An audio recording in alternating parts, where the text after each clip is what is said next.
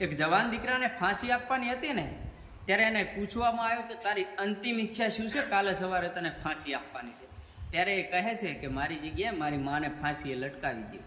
આ શબ્દ સાંભળીને બધા વિચારમાં પડી જાય છે અને કહે છે કે તારી જગ્યાએ તારી માને ફાંસીએ નહીં ચડાવવામાં આવે, પણ તું આનું કારણ ચોક્કસ જણાય. તારે તારી માને કેમ ફાંસીએ ચડાવી છે? એની તો તને જન્મ આપ્યો, તને મોટો કર્યો છે, તારી માનો ગુનો શું?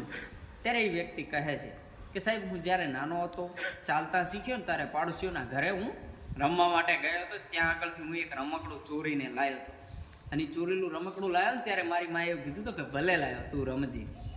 પછી થોડો મોટો થયો ને, એટલે વાહમાં બધી જગ્યાએ રમવા જતો કે કાંઈ જતો ને, તો જ્યાં ત્યાંથી થોડી ઘણી વસ્તુઓ હું ચોરીને લાવતો. પછી થોડો મોટો થયો એટલે નિશાળે ગયો ભણવા માટે.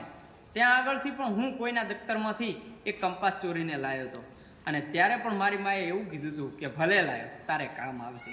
ત્યારે મારી માએ મને રોક્યો નહોતો. એમ કરતાં કરતાં હું ધીરે ધીરે બહુ મોટો ચોર બની ગયો, ગુંડો બની ગયો, ને આજે મારે ફાંસીએ ચડવાનો વારો આવ્યો છે. ત્યારે બધાએ કહે છે કે વાત સાચી.